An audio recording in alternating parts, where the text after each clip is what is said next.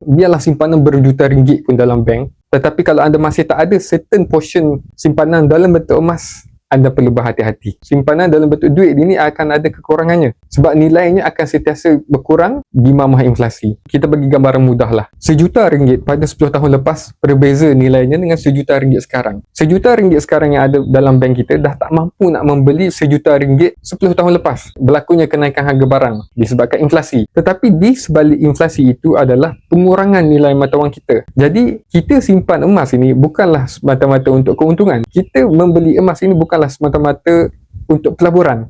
Kita membeli emas ini untuk mengekalkan nilai kekayaan kita je sebenarnya.